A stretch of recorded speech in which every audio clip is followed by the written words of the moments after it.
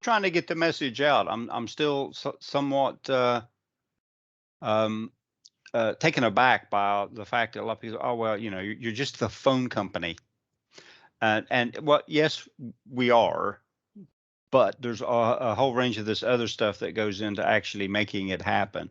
I mean, I've been in this industry, well, a long time, and it still surprises me that just a basic how a phone call works. When I call my parents in the U.S., the route it has to take to get, I still just find that amazing. And now we're doing it over glass with laser beams, which is basically all fiber really is when you describe it in those terms. Cool. Any other questions?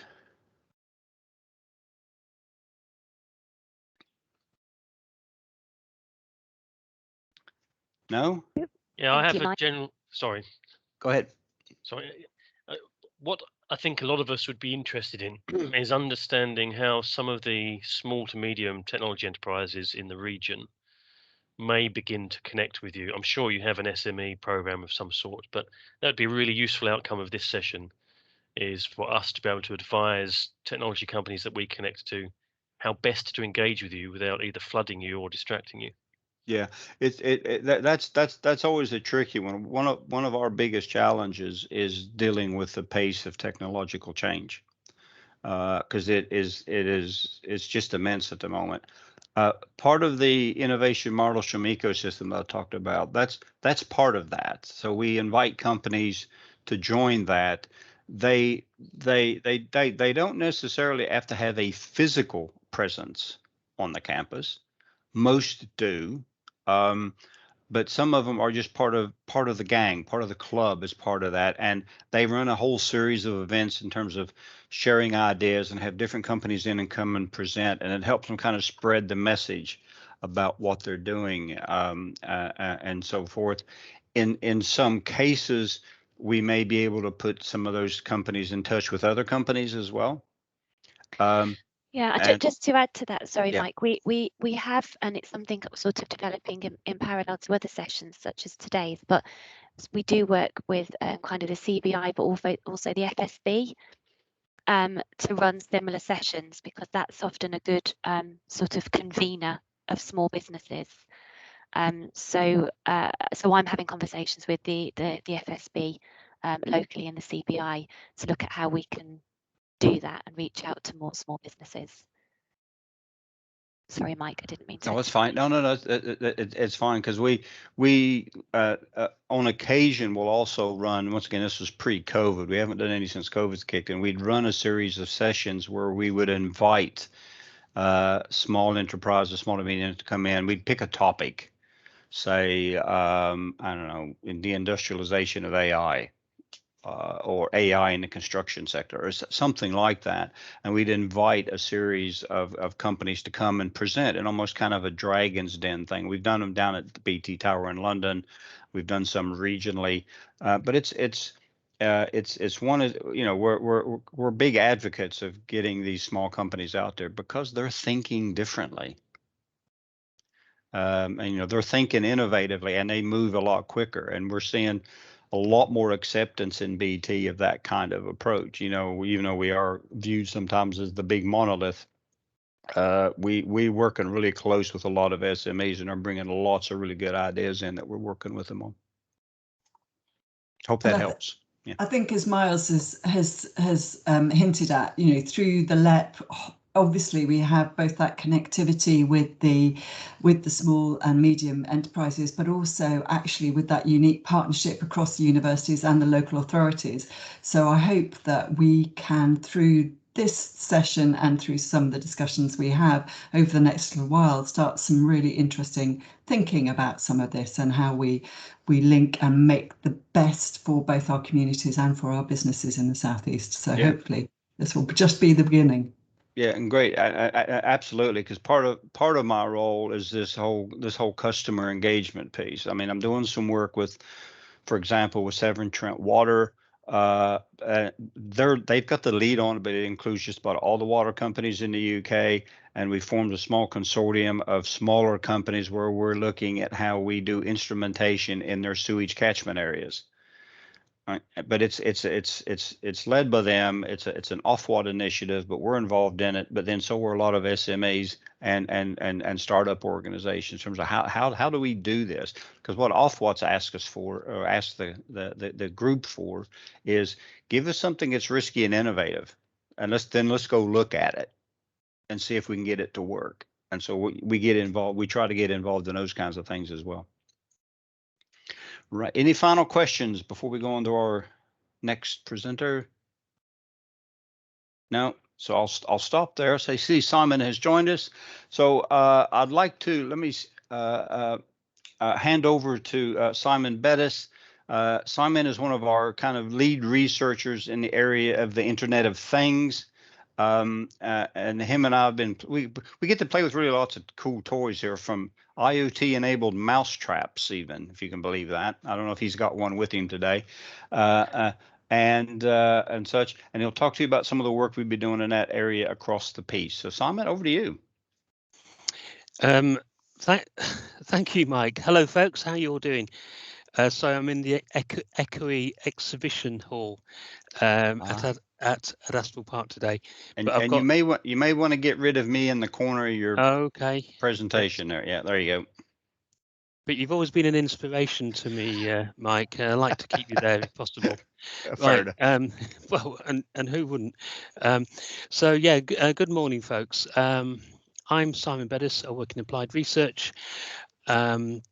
I basically head up the sort of cyber physical research activities, so I get very much involved in areas where we're dealing with sort of robots, drones, UAVs, etc. But also I do a lot around the edge compute capability and some of the devices. So I think we've got 45 minutes today.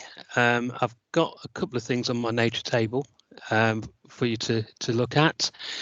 But basically, what I'm going to be talking about today is what we call purposeful innovation. So, you know, it's a case of sort of lifting the lid on what we do in research for BT and why we do it. So we'll go through a little bit of IoT, some of the background, some of the technologies, etc., that you may be aware of or may not be, and then we'll look at sort of typical use cases. But what we'll also do is a little bit of a deeper dive, because, you know, when we first sort of gave presentations on sort of IoT, Internet of Things, it was, you know, the technology was new.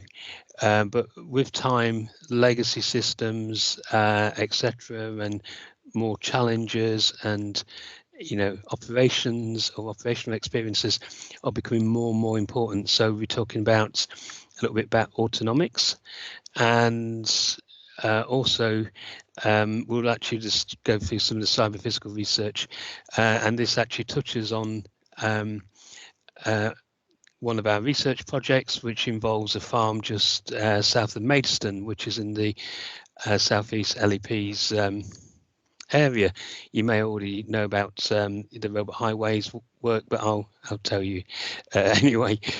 So obviously our background, we've been in the IoT research area for about 10 years now. We've been a sort of key investor and instigator of various projects, such as MK Smart Milton Keynes, City of Irving, Manchester. We've been doing some projects locally, as you would expect, with the local university as well, University College Suffolk, and, you know, we also do work with local partners such as Associated British Ports, that type of stuff. At the bottom, you probably worked out the robot, but in the thing that looks like a hairnet that your granny would have worn in the 70s, that is in fact a little drone in there that we use for internal demonstrations and showing analytics and wonderful stuff. But that hopefully gives you a little bit sort of a flavour of the things, you know, our background. So moving on, you know, how have we got to this place? And this is a slide we've been using for a number of years. We keep updating it a little bit, but there's probably close to an exponential growth in interest in Internet of Things. On the business side, everybody's interested in do more for less. This will come up again when we talk about robot highways and strawberry picking in Kent. But also at the same time, things like well-being, safety, more and more important. So the ability to, detect people's temperatures, detect if people live in a healthy life, whether it be in the workplace or in sheltered housing or to university, that type of stuff. And on the technology side, we're in a better position than we've been for probably, forever, with the fact we've got so many different connectivity options.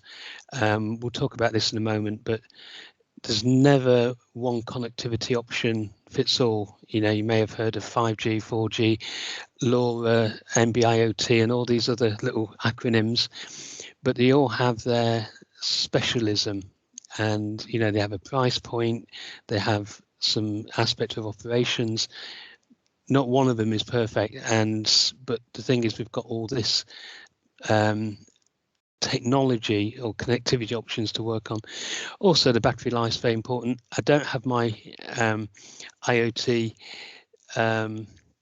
mousetrap with me at the moment because I just popped into work, but basically battery technology and some of the way IoT systems work now mean that you can put a battery into a sensor and the actual sensor will last for 10-15 years, which is pretty impressive. Obviously, some of the sensors you use in your own home may only last 6 months, but that's not a problem because when the sensor fails, you'll probably be notified. You can go and put a battery in it. But if it's a mousetrap, down some, like the back of a shopping centre, then you want to leave it for life. You don't want to be going back all the time to check if a rodent has been caught or if the batteries run out. Simple as that. And of course, we've got the artificial intelligence, which is basically driven by very, very cheap compute. So some of the analytics that we would have thought long and hard about running on a monthly basis will run instantaneously. So this is where all the great stuff, video analytics, being able to identify or detect images in or people in in particular scenes or vehicles, that type of stuff. It's all driven by cheap compute and some very good algorithms as well. So that's where why we're here.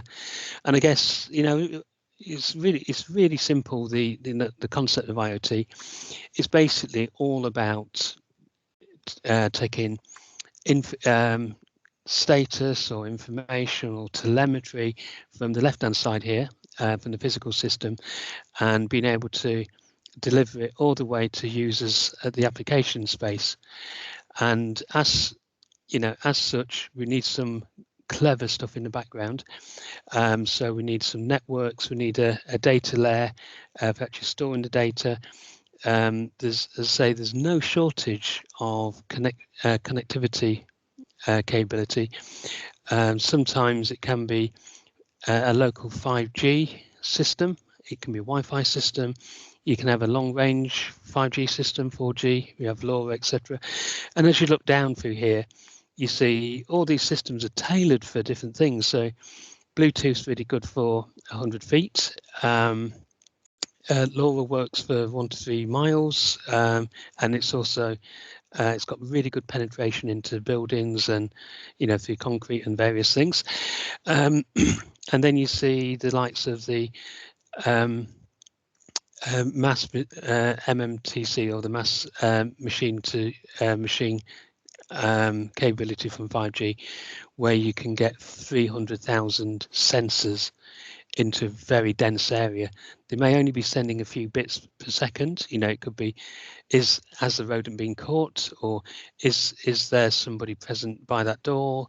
Very, very small amounts of data, but it's sort of horses for courses. This is how how having such a great selection of technology means you can make the best economical choice, not only for deployment, but for operations going forward. So, you know, that looks okay, and you sort of think, well, what's BT doing in this space? And, you know, one of the areas that we put a lot of effort in, many of you have BT home hubs, is the device that sits between, say, the long range wireless, or sometimes, you know, it could be fiber, broadband, etc., and the local wireless. So typically we're looking at anything from you know, like a small hub up to large compute. And just to give you an example, this is, I'm just holding this up. Hopefully, Mike, I'm holding this up at the right level. People can see this. And this is a very, very small hub. And, you know, we use these for doing quite a few little jobs. So although this little thing's £20,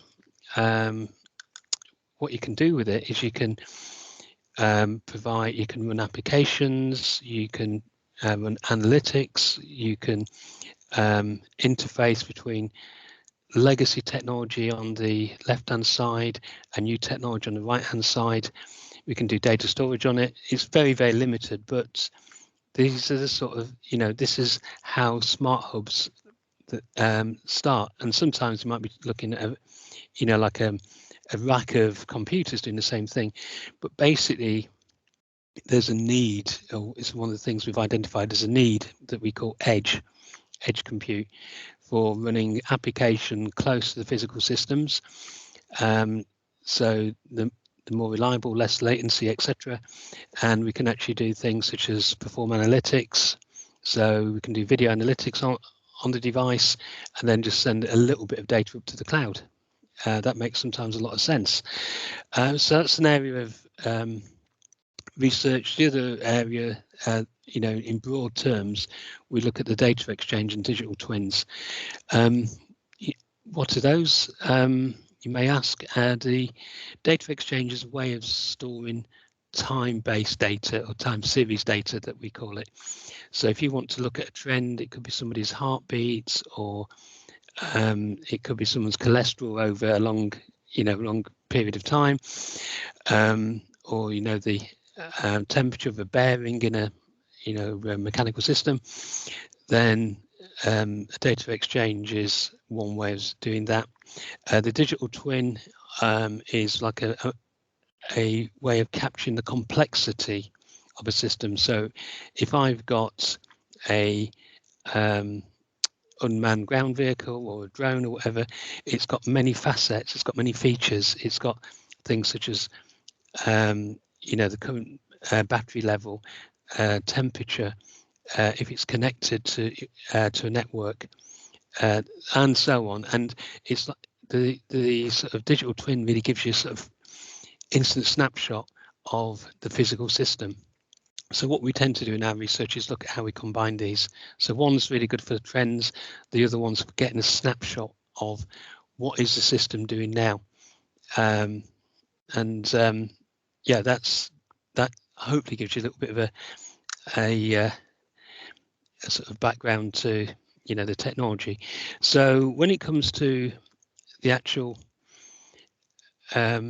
research and the types of research we do, you know, basically drawn these different arrows. You know, some things go all the way, some things just happen in a certain area, but these give you an example of the sort of active projects that we're pursuing here.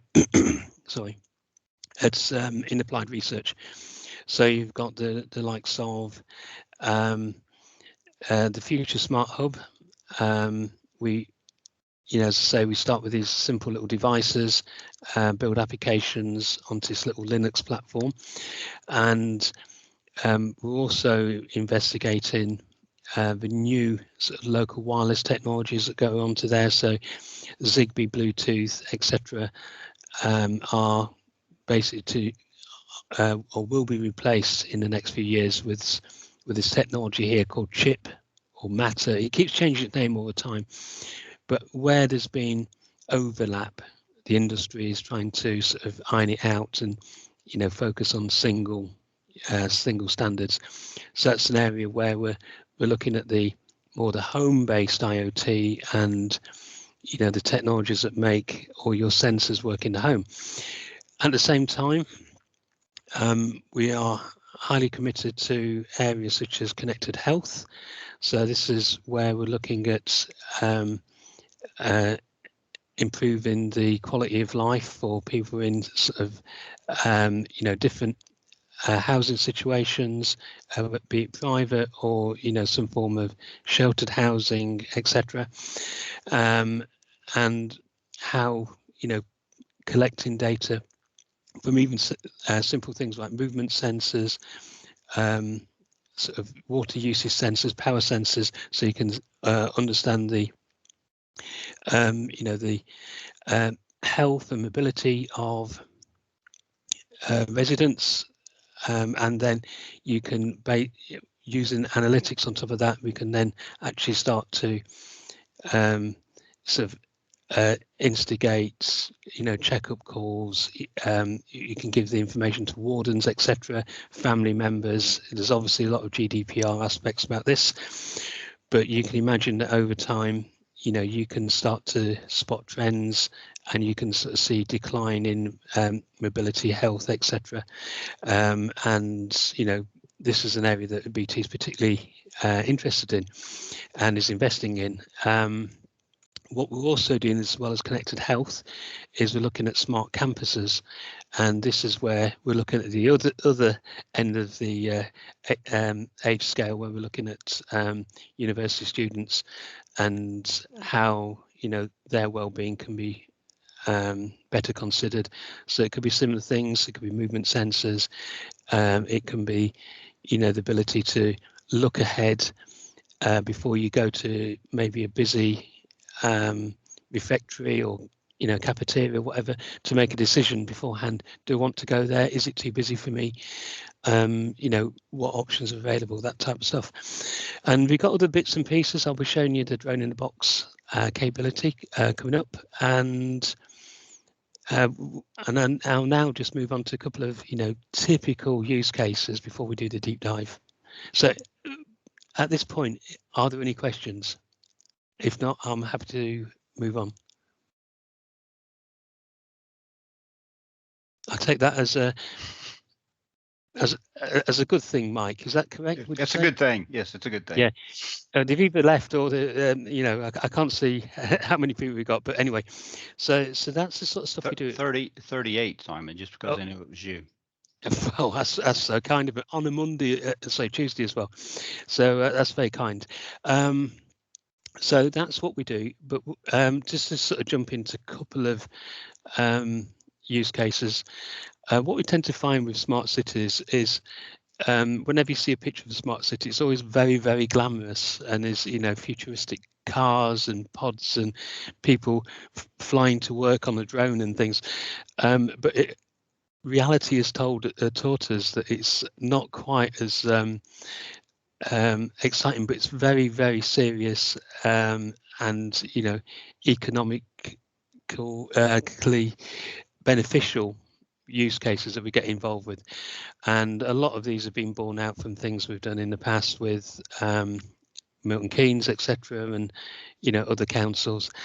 But basically, one of the projects is just completed, and this has been almost a sort of ongoing sort of projects or little engagements over the last few years, is the this ADEPT project.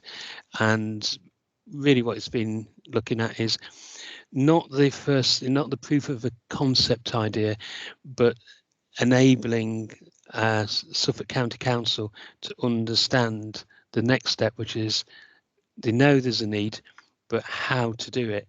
So this is where they get to a point where they understand, do we need a data exchange, or what sort of network technologies do we need, how can we integrate these systems into existing council systems and IT infrastructure, that sort of stuff.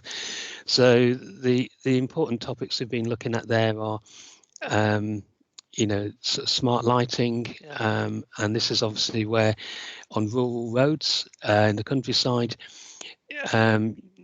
you can use different sort of lighting technology, so you can dim the lights for most of the evening until a vehicle's detected. When a vehicle's detected, you bring the light intensity up, etc. That can save around 60% of power. Simple things like targeted gully clearing. Nobody knows or is ever interested about gullies until they overflow. So I just happen to live down the road from a particular notorious dip in a road, and occasionally it floods, and it's basically because it gets full of silt. So one of the ways you can stay on top of it is obviously either empty the gully all the time, or you can monitor the gully, and when it gets past a certain level of silt and gravel, etc., you can go and target the clean of it. Other things such as smarter road grittings, obviously very important. I think there was not Suffolk County Council, but there was an incident a few years ago where there was one council that decided to send all its gritters home. It's not too far from Suffolk, but I'm not saying where. And they had 2 days of sheer hell on the roads when there was ice everywhere, and following the freeze. And then we've got the directed waste bin collection. This is all about communal bins, recycling type bins. This is where you obviously want to ensure that you don't fill these bins and the overflow. There's a really good reason behind this. It's not just for the environment, but it's because many suppliers of collection services, waste bins, charge double if you overfill a bin, because obviously they want to sell you more bins. So if they turn up to your bin full of wine bottles or whatever, glass or whatever, then if they have to clear up 2 bottles extra, they will charge you for another bin. So it's a good economic reason for this sort of stuff. And the great thing about working with BT here is we have our own sort of infrastructure on site. So we have gullies. We don't have a large gritting facility, but we do have some gritting. But we have a lot of these features that sometimes it makes sense to do in a controlled environment. It reduces the necessary risk assessments and bits and pieces. So let's see how we're doing. Good. So the other one here is it's a current project with a well-known university, and this is basically sort of combining loads of different information for improving the students' quality of life, as I mentioned before.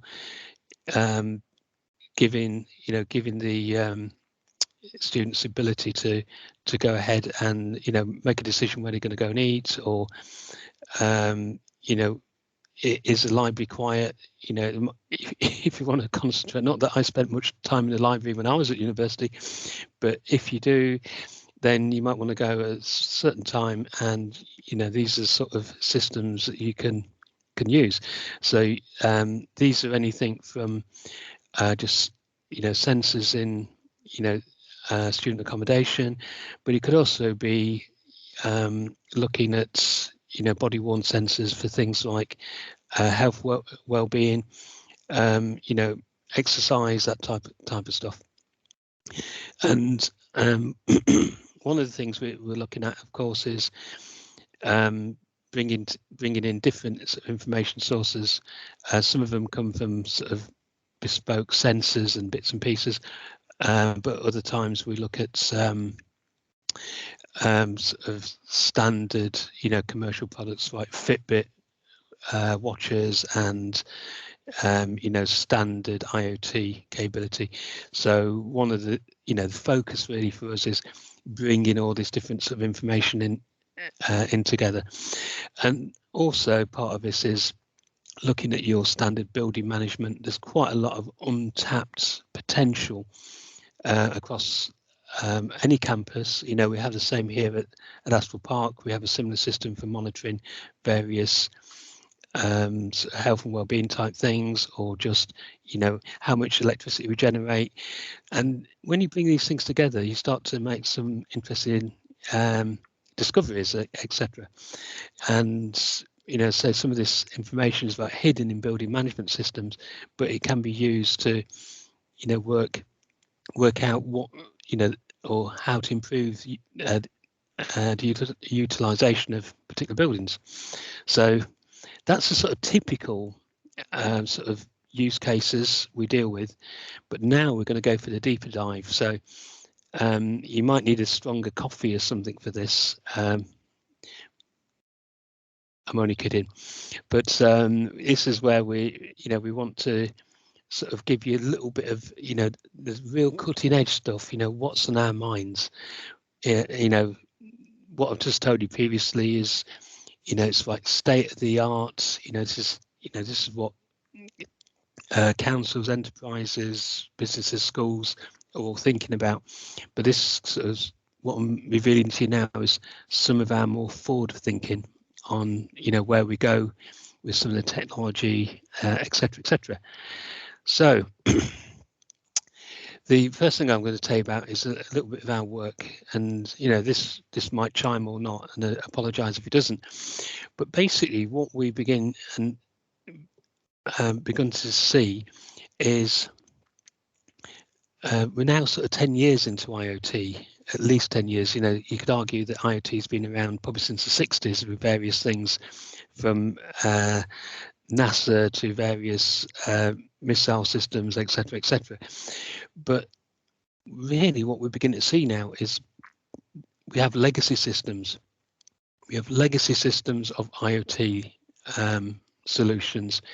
You'll probably get a particular client, you know, let's say a local authority may do some in-house sort of IoT work. They may have a preferred vendor, somebody comes along, offers another service, and basically what we're beginning to see now is highly complex systems. So in the past, you know, these systems would be, you know, probably, we call it knife and forking together, but, you know, put together, you know, nicely, you know, fully integrated, but they may not talk or integrate to other systems. And at the same time, you know, you've got new systems coming along, you've got thousands, hundreds of thousands, millions of sensors, etc. So we're now dealing with a situation where we can't use manual provisioning anymore, or manual operation. So this is really one of the reasons we're looking at autonomics. We're trying to automate the deployment and the operation of IoT. So you can't avoid doing things such as installing a sensor maybe up some street furniture. You can't. That's unavoidable at this moment. But that might take 10 minutes. But what we don't want is to spend the next 30 minutes logging into various systems along the route to make sure that that piece of data travels all the way to the right application, or, you know, to the right user. So that's very much where we're coming from. You know, we're looking, or it's, you know, how we sort of manage complex, difficult systems, how we monitor them.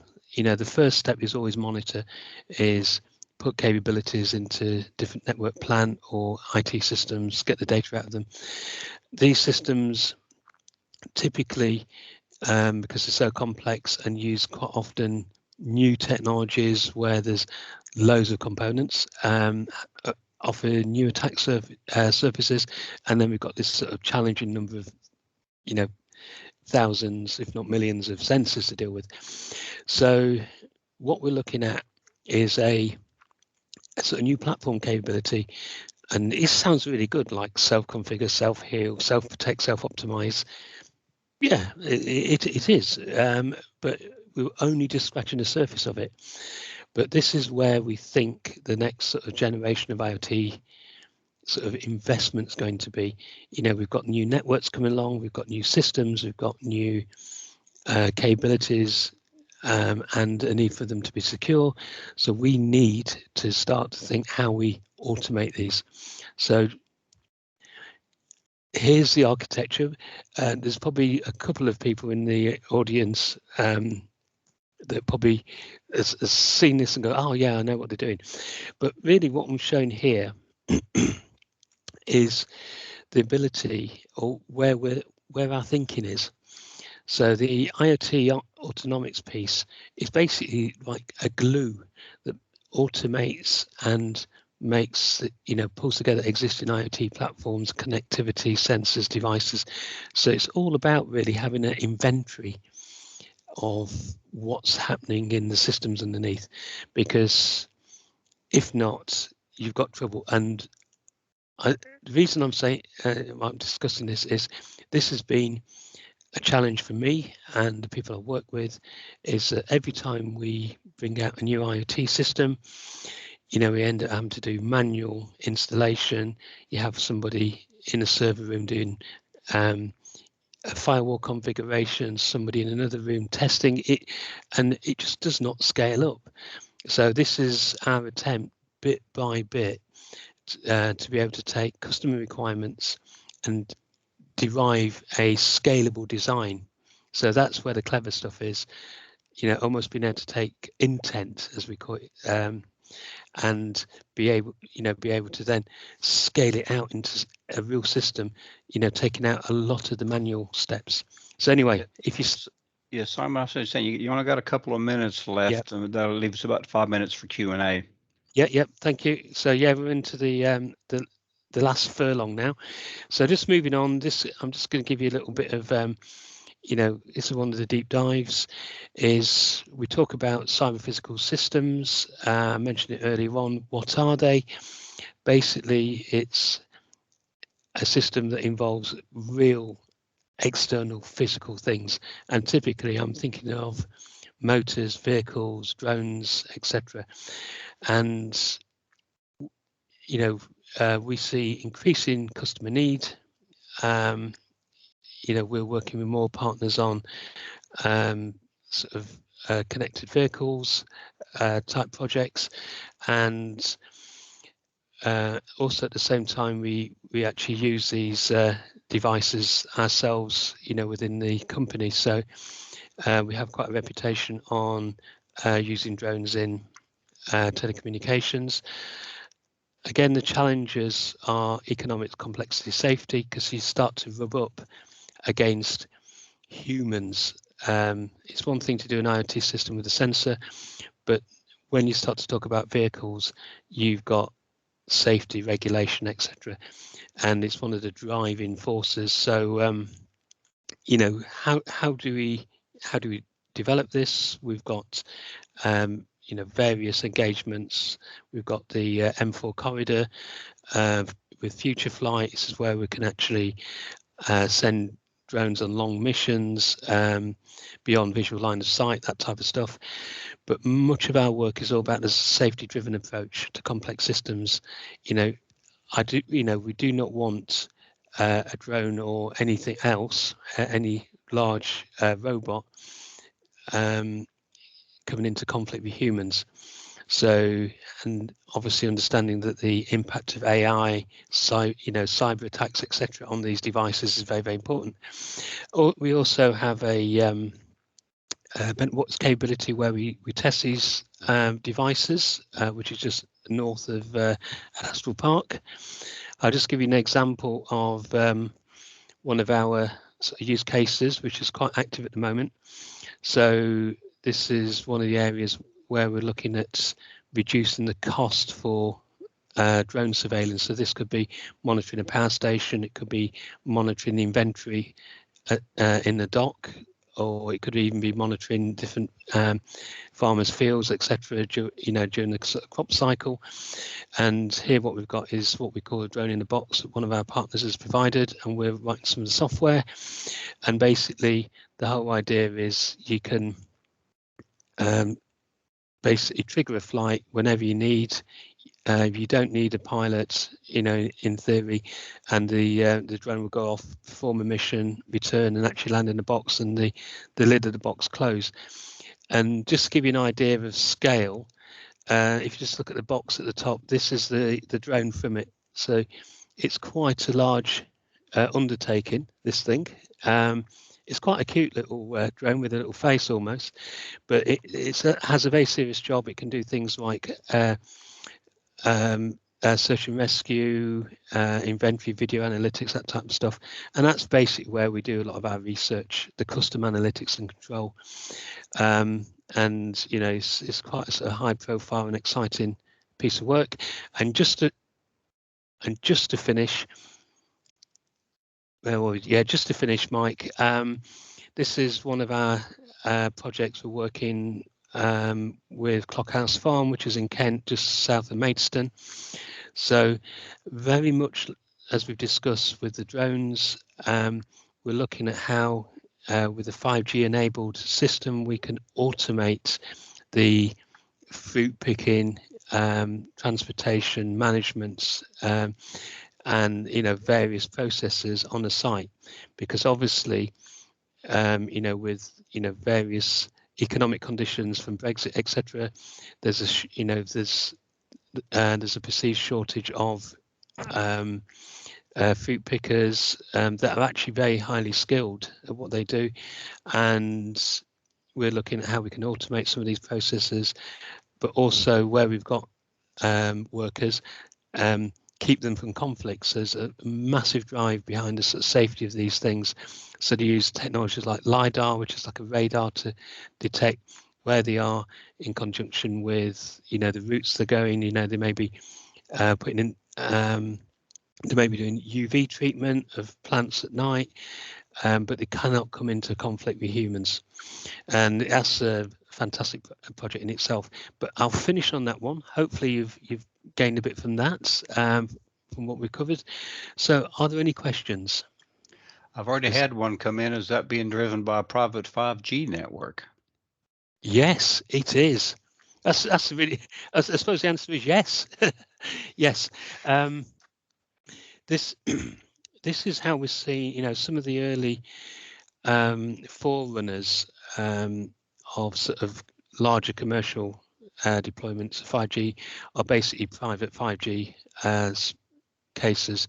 So basically what we've got going on here is a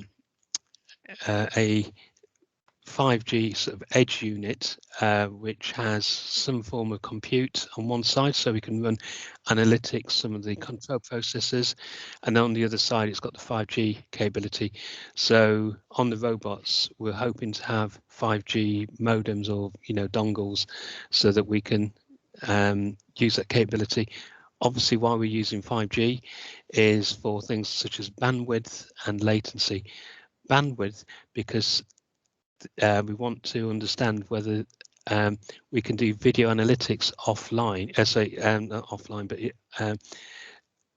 in the back office to actually control the robot. So low latency, high volume is very important from 5G. Cool. And I see Councillor Simmons has a question. Thank you very much, Mike.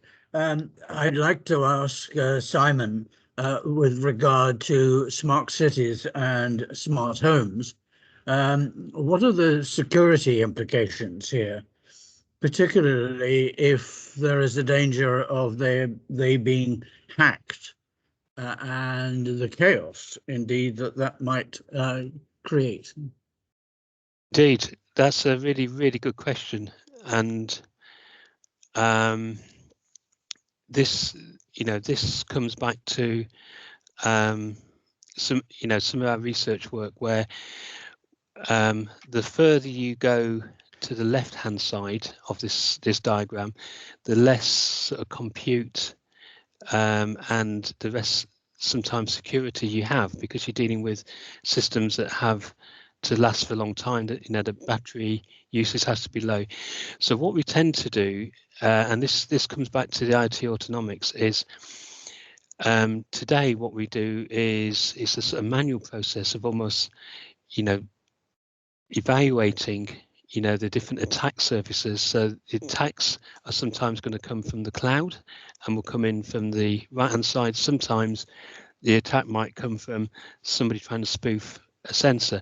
So what you find at the moment is there's quite, within these systems, there's basics of encryption, authentication, etc., that provides a certain level of protection. But increasingly, and some of the work we're doing here around the next generation smart hubs and edge device, etc., is looking at how we can put features such as VPNs, anti-malware. In fact, I think, sorry, let's go back. I think it was the previous one. So we're looking at how we can install anti-malware capabilities, firewalls, etc. at this point, because there's certain behaviors you see, when a system is under attack. So if it's getting attacked from the right, these sort of devices, before that you get to the sensors, can spot that. They can spot different, traffic trends and vice versa. But where we're going with that in the future, and this is one of the aspects of the IoT autonomics research, is being able to, for the computer to basically do the whole design of the system, so instead of having somebody sat in an office with a pen and paper or whatever, but having like an automated process that will design you a secure system against a certain service level agreement, and obviously against some economics as well, because you couldn't afford a perfectly secure system in any situation. There's always a price to be paid, but that's where we're going with that IoT autonomics research. Yeah, there's a huge amount of work and research going into that, including protection of physical assets as well. We're working with our security teams on that, because that's as big a risk as being hacked, is the physical access to some locations. If you got, I don't know, sensors out near your water treatment plant, or even sensors in somebody's home. So it's a lot of work we're doing in that area from a cyber perspective. I think we got time for maybe one more question. So I've got, and I'm going to apologize in advance. Is that Nikovi Mazia? Got a question? Yes, hi, this is Mazia Decoy from University of Sussex. My question relates a little bit to the question that the councillor also raised in terms of IoT security. Obviously, 5G, also with massive machine type communication, offers IoT services, but they are they have a high level of security. Do you think with future penetration of 5G, that some of the more sort of mission critical IoT applications, that you will be migrating them to sort of 5G technologies that offer a higher level of security? Yeah, indeed. I think there's always going to be, each new system that comes out, such as 5G, will have some additional capability. And I think one of the things we're seeing is the need to sort of mix and match systems. So, and this comes back to autonomics, where we can use new features in 5G and the MMTC capability, that's great. But say once you're down to the hub, so let's say you terminate there, or even terminate on a sensor, that you've got within maybe a sensor or a drone or a robot, you have your own internal IT system. So it's a case of having a holistic view and being able to piece these together, and almost come up with a value, as in I want a 5-star security package, and that's going to include security on the drone, it might be security on the edge, security in the 5G network, and maybe between the 5G network and the cloud application, maybe some VPN or whatever. So it's all about the next 5 years, I guess, is piecing these together so you can almost, tick boxes and say, I want this type of system. But yeah, and to add to that, we are doing a lot of work in the quantum space about using quantum encryption techniques in open air systems, whether it's satellite or 5G radio, which would help also secure it a lot more as well. Yeah, that sounds extremely interesting. I work with a couple of NHS trusts in the sort of Sussex area, and obviously, besides security, privacy is extremely important in sort of IoT application to healthcare in hospitals and so on. Great. Yeah.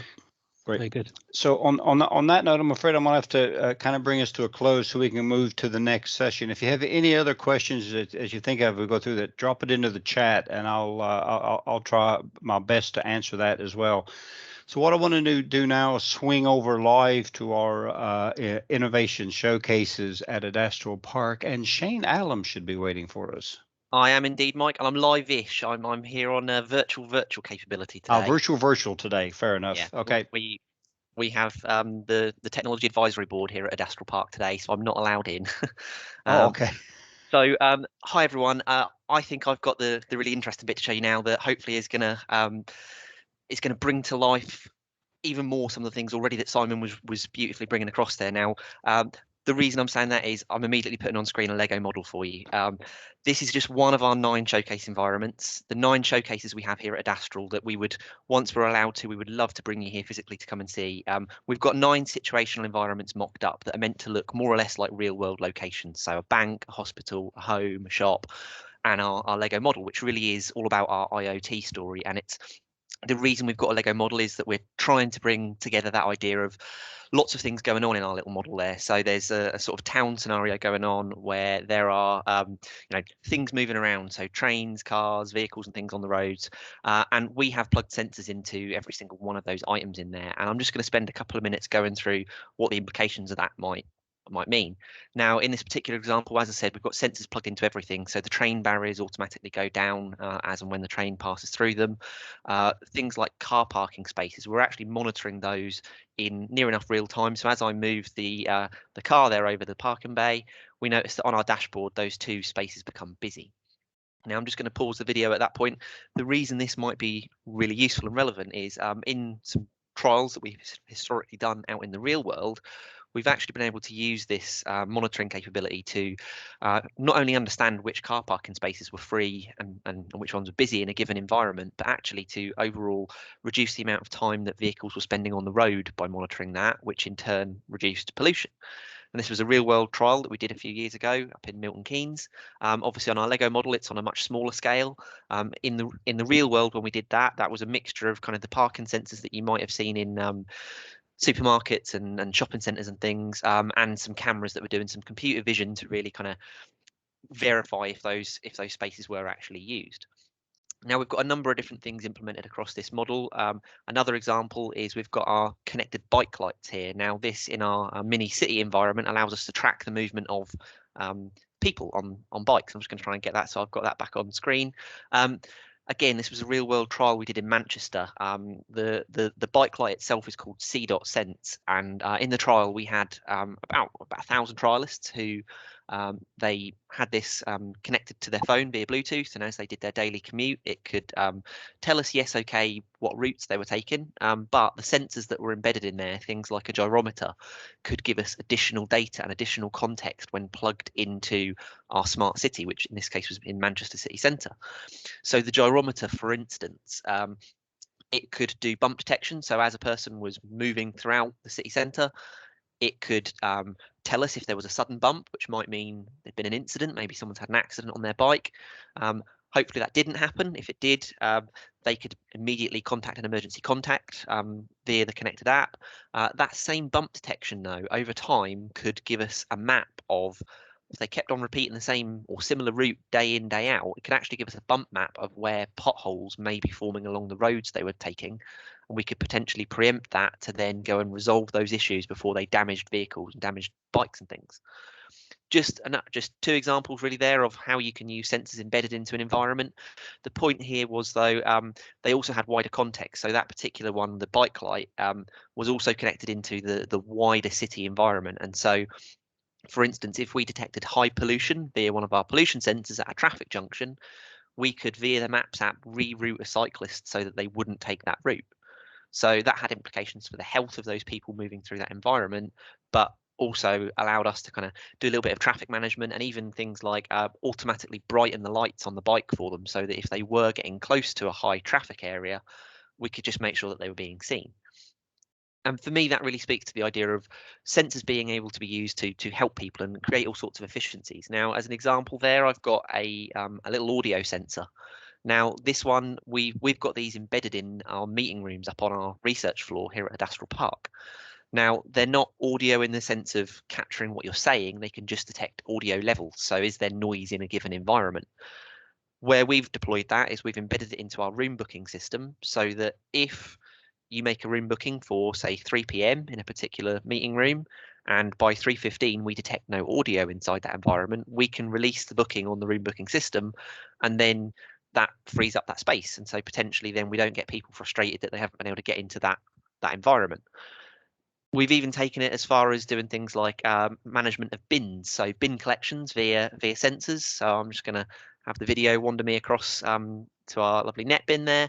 Now, the idea was sensors on the top of the bin lids so that they can detect how full they are, how empty they are. So rather than having a standard collection route every Wednesday, a particular set of bins gets collected from, we only collect from those bins when they are actually full, or if they begin to fill up too quickly, we can have extra collections put in place so that our team can go and keep the environment safer and cleaner.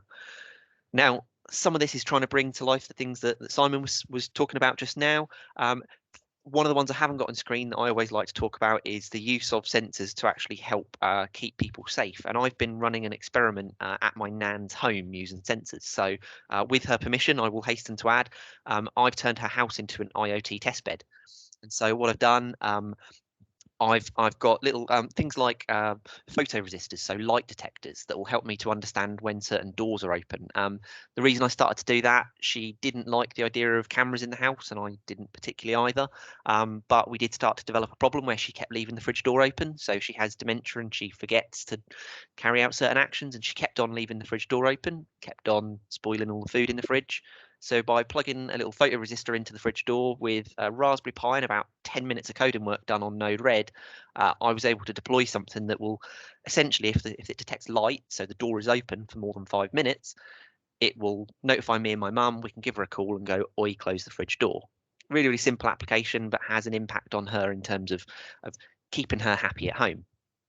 And actually, on that note, I think what we'll do is we'll move into the home showcase, because really, as much as the smart city stuff there is useful, it's worth mentioning about the deployment of sensors in a home. And I heard some questions for Simon a couple of minutes ago that I can hopefully relate into that. So we've got our smart home showcase that you're seeing here on screen, and it's overall meant to kind of look like a modern smart home. So there are, again, there are things embedded throughout the environment. You go from all the usual kind of fun ones, such as we've got a lighting system where via a single dashboard you can control entire environments. So if I hit film mode there, the lights will go down, the audio will go up on the TV. We can hit party mode and the lights will start to flash in all sorts of fun colors and things. Those are very much consumer things that are out there right now. You know, you could go and buy Philips Hue lights or the IKEA lights and do that kind of thing yourself. Where smart devices gets interesting for me is in seeing how far it can go. Now, another one that I've got deployed in my nan's house is a system called Canary Care. And I said I use her house as a test bed. She is my #1 trialist for things like this. Canary Care is, again, sensors embedded throughout the house, on doors and things like that. And over a period of time, they can actually detect her habits, and you can even have little visitors cards and things so that you know when a person checks into the house. We have a carer that goes to the home, so we can use that to understand it. Now, I mentioned that my nan has dementia, so her patterns are starting to change, and it's becoming interesting for us starting to learn where those habits were very set in time. So she always used to make her cup of tea by 7:30 in the morning. She's not doing that anymore. Sometimes it's at 2 in the morning. It's at 5 in the afternoon. It's really strange starting to see how that's happening. But we're trying to use these things throughout her home to kind of keep her at home longer. Now, there are various things that we've tried with that. I mentioned cameras a moment ago. This one's called Parent Monitor. It is literally cameras in the home. It's a slightly different take on your traditional kind of CCTV, in that, yes, you can have it just play out an image, which I don't really like. I find that's a little bit too intrusive. But you can also do things like a frosted glass mode. So what you're seeing here, there's a bit of AI that's basically figuring out a person's movement here and tracking a stick figure over it. But you can put this frosted glass version on, so that there's me on the left with the little stick figure figuring out my movement. On the right is another environment, and just sort of out of shot, the entire thing is frosted, but that stick figure can still represent me or my nan in that environment, but it maintains a little bit of that privacy. Now, the reason we've gone with this is my nan wouldn't wear pendants, necklaces, anything like that. But she initially allowed me to have the cameras in the home. Now she doesn't. So we've looked at alternative solutions. And for me, this whole thing about the smart home is that actually, rather than just being flashy lights I can use to kind of make the environment be fun, I'm actually starting to use it to try and care for my nan in a different way, to actually keep her at home and keep her safe. You can get into some really incredible things when it comes as far as this. And the one I want to very quickly show on this note is the idea of, rather than using sensors in the home, using your Wi-Fi signal to detect movement through the home. And again, in the context of caring for my nan here. Now, that Seleno box you're seeing on the right-hand side of the screen is a router. It's a concept router, and what we're doing is, as I say, imaging the Wi-Fi signal using that. So no sensors involved here. We can track the movement of a person, in this case our volunteer walking up and down the room. We can track their movement just using the Wi-Fi signal. And what I mean by that, you will see that our volunteer, when I hit play again, she has got a knee brace on, completely unrelated. This is being done purely with the Wi-Fi signal in the home. And how we're doing it is a piece of software called a Doppler spectrogram, which you're seeing visually represented on screen with that range heat map. So that blue box is an interpretation via a Doppler spectrogram of the Wi-Fi signal and of physical objects moving through that environment, in this case, a person. In the middle of the screen, that distance from sensor piece, that is exactly that. It's translating the data out of the Doppler spectrogram and putting it into something human readable, in this case, proximity to the router.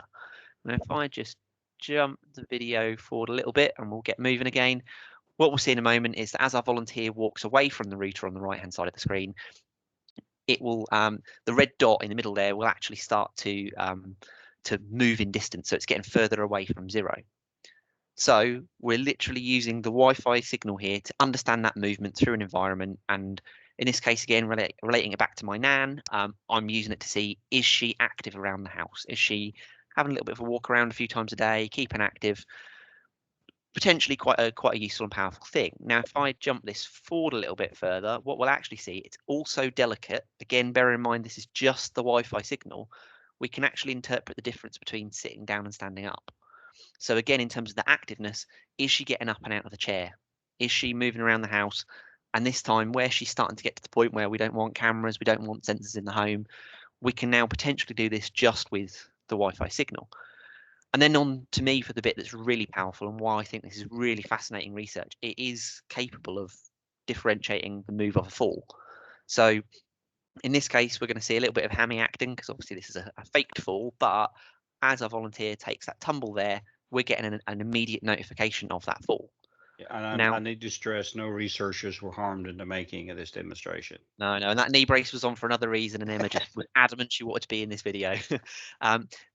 The point here is this has detected a fall and notified whoever the relevant person is fairly immediately. And I always talk about my nan a lot in this scenario, and that's because I am using all these to try and help keep her at home longer. And she did have a fall about 2 years ago and spent 18 hours on the floor. We had to break in, we thought we might find her in a very bad way. And I look at this as a research piece and I just think this one has potential game-changing ramifications. This could be something that stops her from spending 18 hours on the floor. It's an immediate find, it's an immediate rescue, and hopefully we avoid that hospital visit that had to happen and several days in hospital. And there are other ramifications for this potentially. So yes, the reason this is research is we've got to get this accurate so that it only ever reports a true fall, because the first time you get a misreport, well, then we don't trust the system. But also, in the wrong hands, in the wrong way of this data being shared, this is essentially a form of people tracking. And so we want it to only report on these kind of things when they are a legitimate reason to do that. And that's very much why this one sits in a research piece at the moment. For me, this is a good use of IoT. This is using something to help a person. This is using it to monitor an environment. And again, from a safety perspective, you could arguably use this. So when you're away from the house, out at work or off on holiday or something, you could use this to understand if there are unexpected movements in a house. So there are further applications potentially of this outside of this kind of care scenario. And these are all, for me, the good use cases of where we can go with IoT and connected devices. But again, you've got to get it right so that the data is only being shared with the right people. And it comes back to that question earlier about security and making sure these things all work really well. Now, an example of where that perhaps doesn't work so well, we are genuinely seeing consumer devices such as smart egg boxes now. So this is a genuine product that exists out in the real world. You can spend £80 on one of these things, and then when you go to the shop, you can go, how many eggs have I got and how old are they? And there's two things for this with me. It's, well, that's an £80 solution to an 80p problem because I'll just buy some more eggs. But also, the company that make that product, they haven't thought about security. So the particular device is connected on my home network. It's got zero security on it. There's nothing protecting it in and of itself as a device. And the app that connects to it actually on my phone is not considered trusted on at least one of the app stores. And so they don't even allow you to download it anymore. So that represents two potential vulnerabilities to me in my home network. If I take that one step further, so we've seen the egg box there, it's a bit of a silly one. We're even getting into the world of, there we go, so smart washing machines. Again, a genuine product that exists out there. You can be at the shops and you can watch your washing spinning around. No security thought of with this. Again, it's not necessarily an item I would want in my home, but it represents, again, a vulnerability. I've actually seen our researchers deploy the WannaCry virus on this washing machine. And that's because we've connected a thing to the internet that maybe didn't need to be connected to the internet, didn't think about the security, and so that's a potential threat.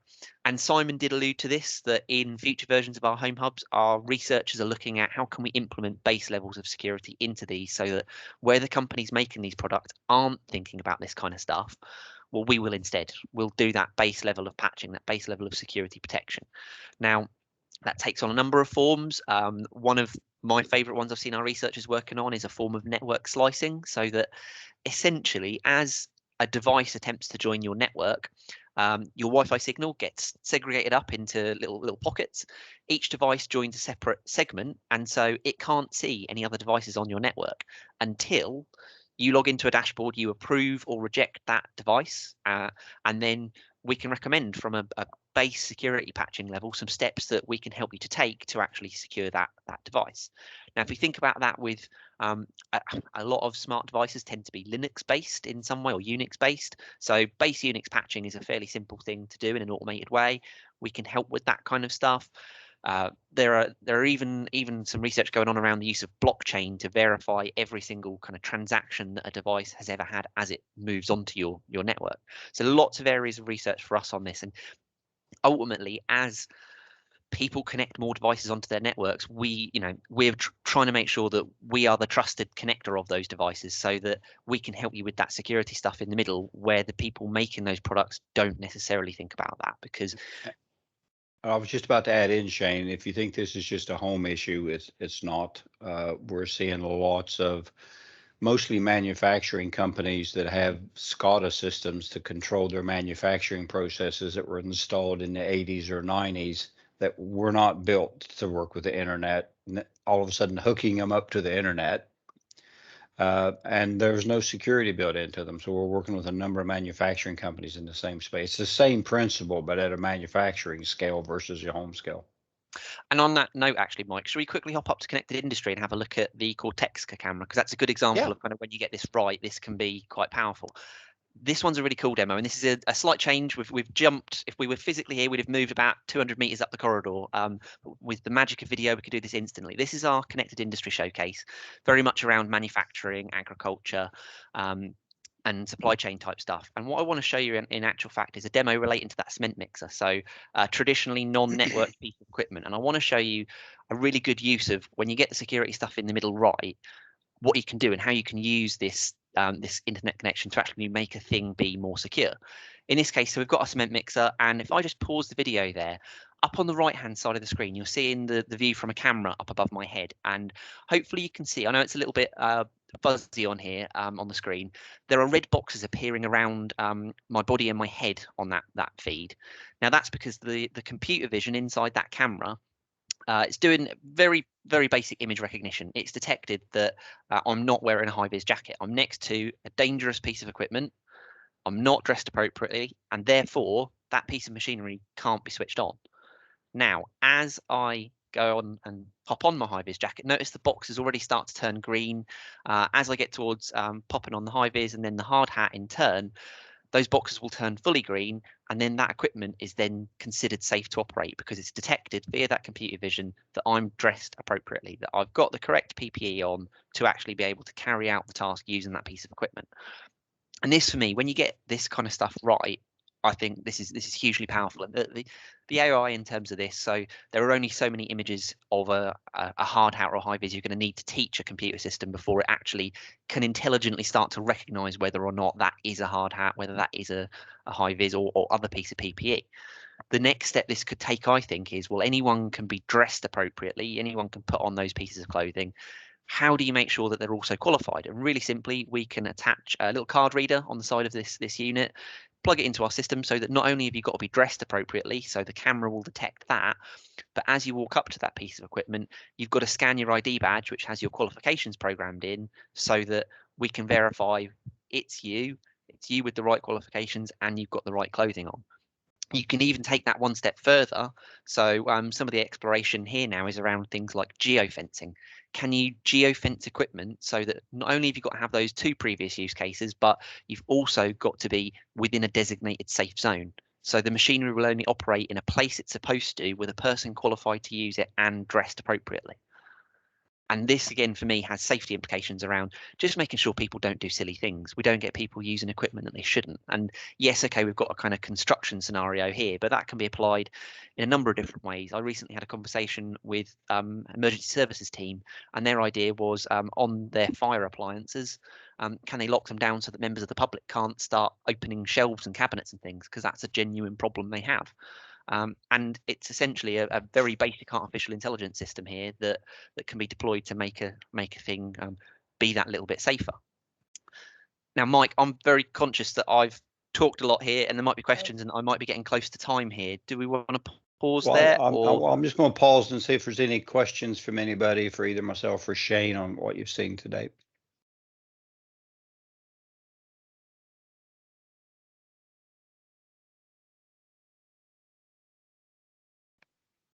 No? I've either scared everyone or No. Well, if that's the case, we've probably got room for one more, maybe 2 more demos, Shane, depending on what you had in mind. Okay, so I was wondering about maybe Hoxton from that kind of computer vision type perspective. Yeah, we got Hoxton and maybe the smart signage thing. Yeah, your favorite. Oh, yeah, okay, sure. So Hoxton's a really interesting one on that similar vein of kind of computer vision. This one uses computer vision to track movement through an environment, but rather than the cameras looking at your face, these cameras look down at your feet. This is a really interesting concept because some companies, when the GDPR ruling came into effect a few years ago, started to think they couldn't use cameras to capture data, security data. That's not true at all, but we found this solution as an answer to it. Now, rather than the little PIR laser scanners you get in shop entrances and things like that, the computer vision, as I said, looks at your feet. It can pair up shoes with about 96% accuracy, 95.8, I think is the exact number. Unlike the PIR scanners, doesn't get confused by big groups. Huge degree of accuracy on it. What it can also do, so I'm just going to pause here, it can actually do gait analysis, so how your foot raises and falls. And so that's incredibly unique to each and every one of us. And so from that, we can actually start to pull out rich insight from literally the way that people are walking. So you can understand in a given environment, the profile of the people that have entered it. And I think large sport venues and concerts and things like this, imagine a child getting separated from their parent. We could use this to understand, is that child still within the venue? we can start to understand those kind of things and actually hopefully narrow down and quickly find a person who's not, you know, not with their loved ones.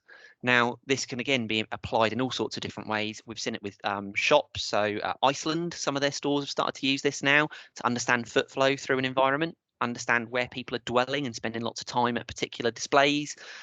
We've seen bus companies starting to deploy this so that they can understand where people get off their buses, because that seems to be a thing that they're not very good at understanding. And then using that to create efficiencies where if no one ever gets on or off at a particular stop, well, they'll reduce that that route so that isn't included anymore.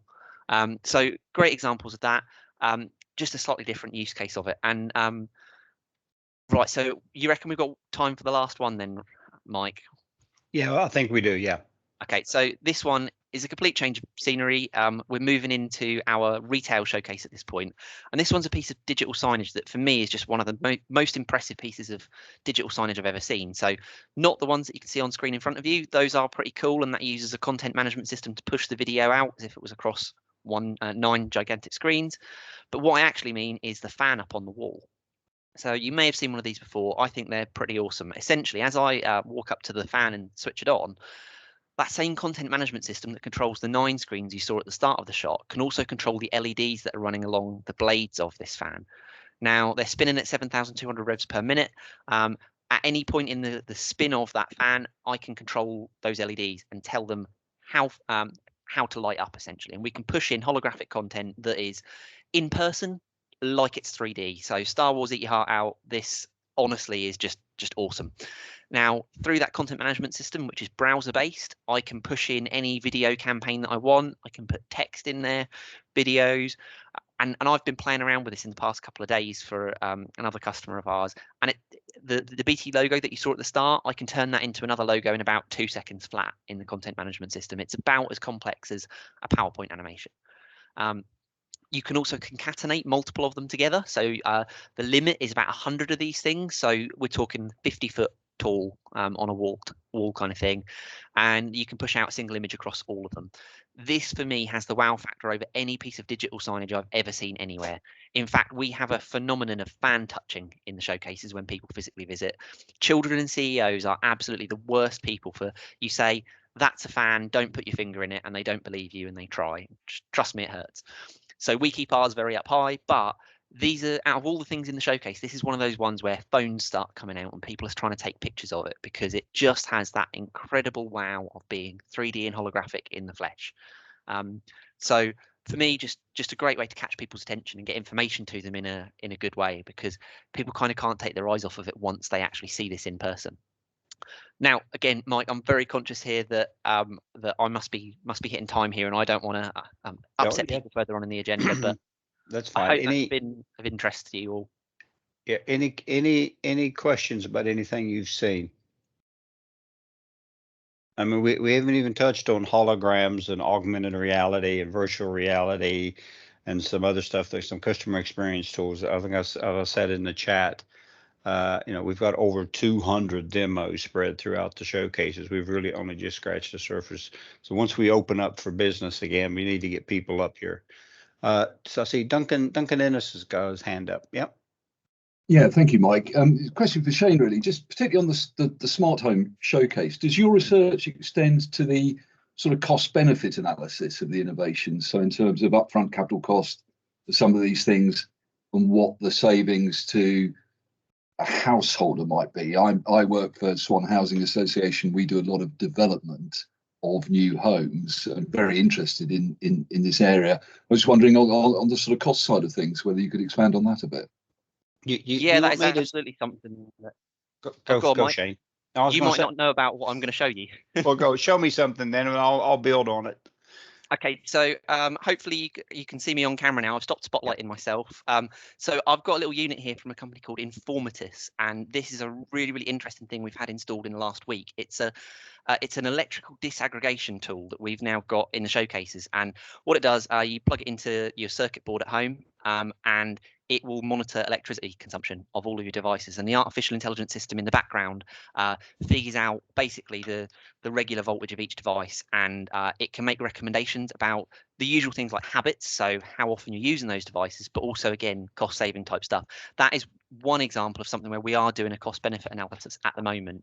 We're looking at this not only from that kind of energy saving perspective, because it obviously can help us with that, but also from, again, that kind of monitoring in a home. So if we break habits, you know, my colleague Paul, who's actually got this set up in his home at the moment, on our dashboard at the moment, it shows that about 2 nights ago, his microwave started going at 2 a.m. Now, it alerts that as a problem. Actually, his son's just back from uni student life, right? But yeah, that is one that we do all sorts of tests and trials in the research for this. And yes, cost benefit analysis is always one of those. This one we're looking at as potentially a cheaper way to do smart home monitoring, because it's one unit plugged into your electrical supply. There's no sensors, so there's no batteries involved. It's plugged directly in. Potentially, this is a huge cost saving and something we would look to put into our connected care offering that we're looking to put together at the moment. So we've been doing trials with a number of homes, care homes, even local hospitals and things. But this is one that we're trying to see. We think this might even be better than the sensors plugged in. It might derive cost savings, not only in the cheapness of this device, but also in terms of longer term for people in their homes. So just one example, but certainly something we do look into. Okay, thank you. Yeah, and a lot of the social care stuff, Duncan, there's savings there for the NHS. Yeah. All right. If somebody doesn't have to go to the hospital, or they don't have to roll the ambulance out or whatever, that's a cost savings for the NHS. Absolutely. And then you can get into things like water consumption. Means, you know, Shane's touched on the electricity consumption. You know, you get into water consumption and you know, all the stuff around your house. I don't think people really realize just how much power they're consuming on a day-to-day basis, to be honest with you. A colleague in our tech cluster, so Innovation Martlesham, one of the companies in there, Rob, the guy who runs the company, he's actually got basically everything censored up in his entire home, and you can follow his home on Twitter. And he's figured out ridiculous levels of cost savings. So his house tweets about movement through the house, but it also, so he's been developing things like smart water meters, again, that will track that. And he's making some serious cost savings per year in his home. He's even got the house. So not only does it tweet about movements through the house and things that are happening, you know, you can see when the shower gets switched on, for instance. He's taught the house to lie because he's figured that actually that data out on Twitter would not be a good thing. You could track his every movement. So he's taught the house to tell lies so that you can never really know what's going on, but he gets the real data aggregated into his house. Right. So yeah, we can go down all sorts of routes. Yeah. So I think Graham, you have a question? Yes, just quickly, how do we make contact, or what would the appropriate way of making contact for somebody who would like to explore with you some of these systems? For example, I'm thinking about a housing developer who's doing a big development down in East Sussex, 2,500 homes potentially, and they're very interested in healthier aging, blah, blah, blah, that sort of agenda. Can we have a link address or email address or contact details? Clearly, there's going to be a censorship process. So you don't want to have to deal with everybody who gets in touch, but be really interested to know about that. Yeah, absolutely. I mean, Mike, I'm thinking in the first instance, we're probably talking about Steve and Paul. Yeah, but basically we'd probably, Jane would get engaged with that kind of and work it out from there. And then usually just get in touch with me, and then we can work out what does that look like? You know, is it a visit? Is it a session similar to this? You know, a number of ways we can attack it, Graham. Fabulous. Okay, thank you. And just to add, I mean, through the LEP point of view, I mean, we're happy to try and coordinate a kind of some response through Helen and Sharon, so that you're not having a huge number of different individuals coming to you. So let us help on that, some of that, if you like. Cool. And I think that's kind of brought us to the end of the session, unless there's any final questions. There's a couple of questions I've just seen posted in the chat I'll deal with as well here in the next few minutes. Any final questions for Shane while we still have him? Thank you. Fascinating. Good. I'm glad you enjoyed it. Great. So Shane, thanks a lot. Talk to you later, mate. Yeah. Cool. Cheers, everyone. Right, thanks a lot. So what I want to do, I'll switch over to the last presentation of the day, and so I'd like to introduce Matt Miller. He's one of our technology partners. Let's talk to you a bit about the digital fabric, about how we deliver outcomes in this. So Matt, over to you. Thanks, Thanks a lot, Mike, and hi everyone. It's great to speak to you all today, and I'm excited to share the CTIO remit of BT and some of the innovation activities that are going across our enterprise customer base. So yeah, as mentioned, I'm Matt Miller. I sit in the CTIO remit, and I'm the London and South East lead, so overseeing and finding opportunities for innovation across the region. So within the CTIO, we focus around innovation through co-creation with customers. And when delivering innovation in this context, we are delivering future products and services, not siloed network products. These future products and services are underpinned by something that BT has coined the digital fabric. And in short, the digital fabric is the underlying infrastructure that will enable any future use case. It's a repeatable and scalable solution that is made up of a convergence of technology. So how connectivity interfaces with other forms of emerging technologies like IoT, data, visual analytics and AI, robotics, hybrid networks like mobile edge compute, and immersive reality. So this convergence of technologies is from best of breed BT and EE capabilities, but also our wide partner capabilities, whether hyperscalers like Google, Microsoft, Amazon, or SMEs, all managed by BT. So I describe it like an iceberg structure where you see the outcome at the top without having to worry about the complexity that sits beneath, as BT are the systems integrator that stitches all the individual components together. So there was a point made at the start around engagement with SMEs, and I think this is where what the digital fabric does really well. The digital fabric is an open platform, and we work with local SMEs to the place where it's being delivered, pre-integrating their products and service to the digital fabric to support it in delivering outcomes, while providing the scale that BT enables.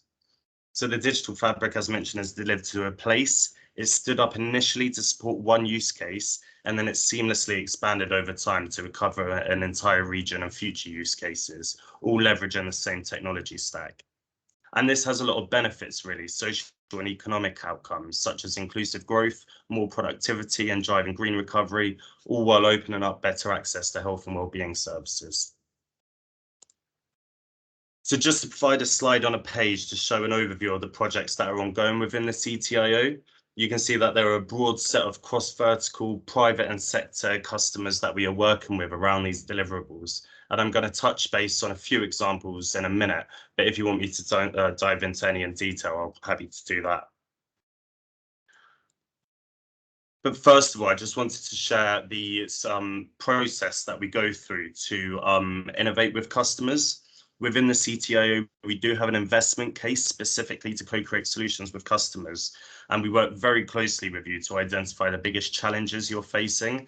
And yeah, we've developed this three-step process. So all around co-creation to start with, so scouting best of breed capabilities that BT and EE might have, but also our partner capabilities that will fulfill the requirements, building use case ideation and technical architecture development. And then we rapidly prototype. So we work in an agile manner to rapidly prototype these solutions into a minimum viable product.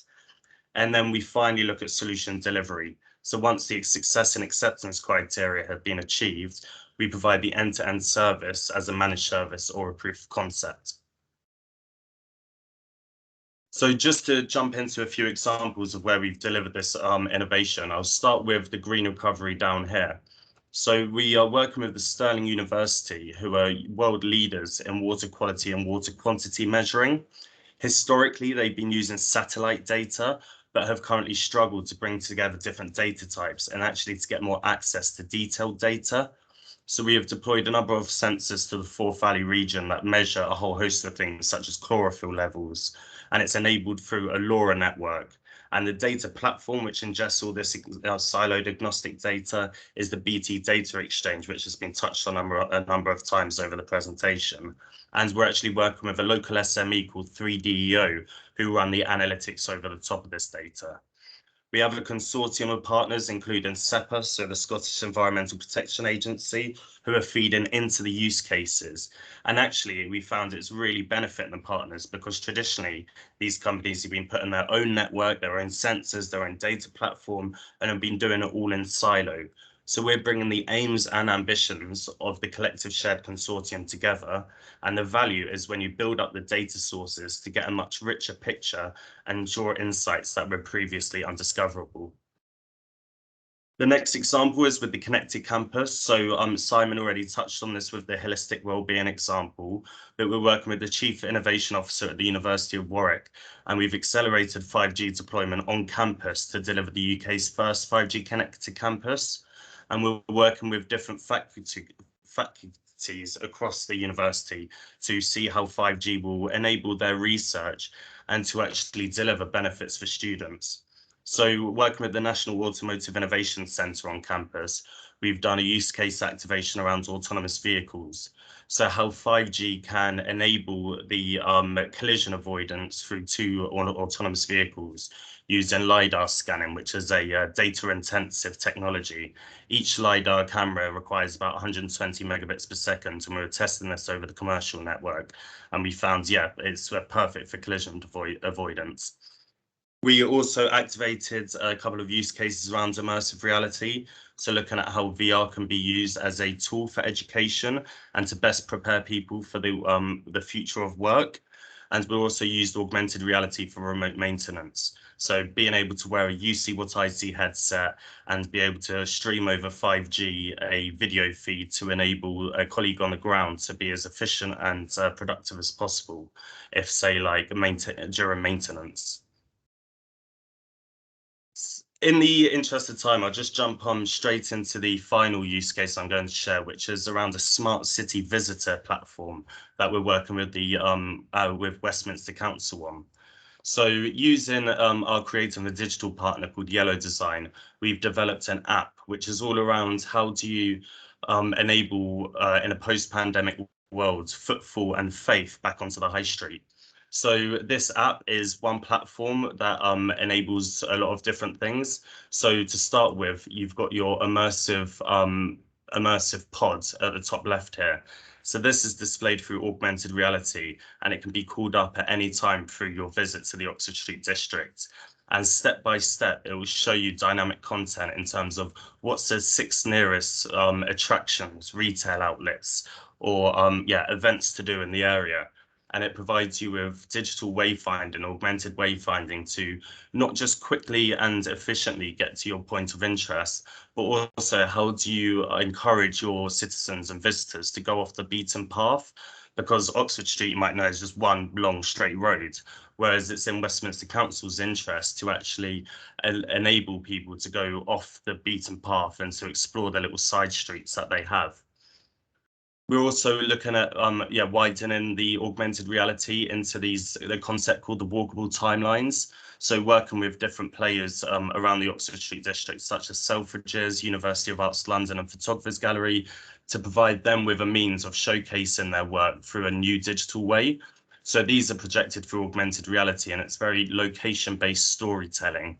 So as you're walking down, this gives the example of you can see Charles Darwin and the history of evolution, but you can actually see through augmented reality chimpanzees to turn into man.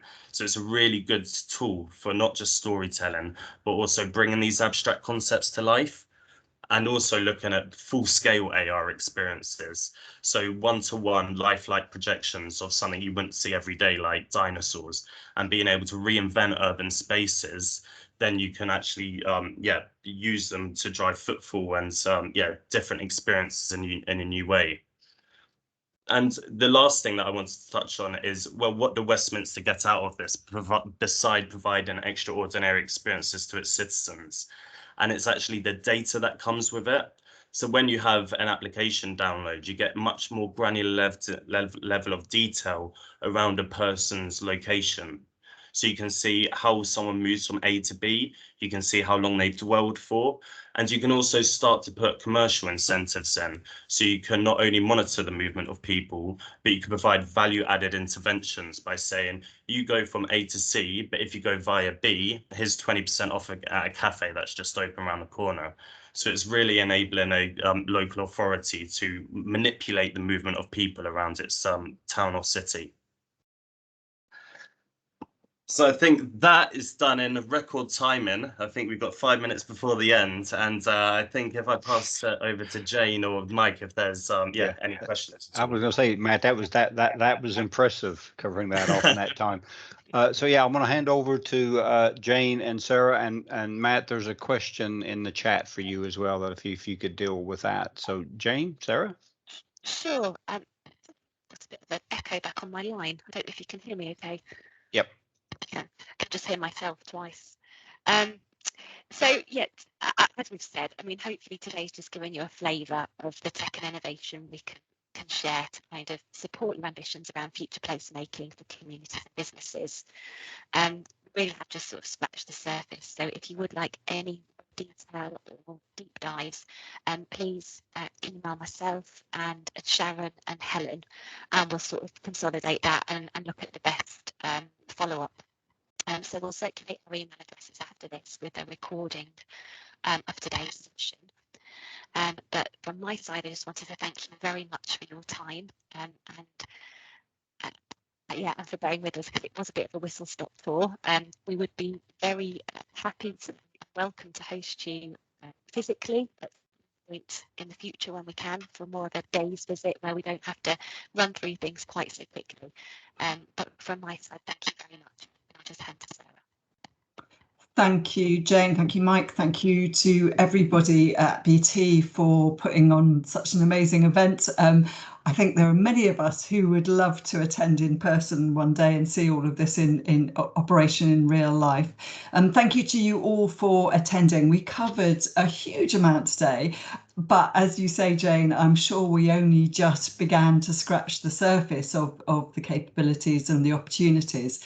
I mean, basically, we know some of our businesses, our universities, our local authorities in the South East have been at the forefront of innovation. So we ought to enable at SELEP this to continue to happen.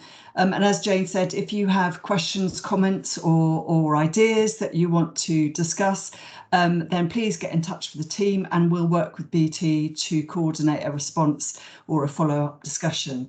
So I'm particularly interested to hear your thoughts on areas that you feel SELEP could facilitate the development of some of the ideas discussed today. And you know, for me personally, I'm doing some work on high streets at the moment with the LEP, and there might be some really interesting discussions that we could do to do there. So thank you all for attending. We're always keen to hear your feedback on these sessions, so we will be circulating a short questionnaire and be really grateful if you could take the time to complete it and send it to us. But really, that's it from me. Thank you all very much. It's been absolutely fascinating and really great to hear and see you. Great. Thank you. Thanks a lot. Talk to Thank you you all very soon, much. hopefully. Thanks. Bye. Thank you. Thank you very Thank much. you. Excellent. Bye. Thank you very much Bye. indeed. Bye bye.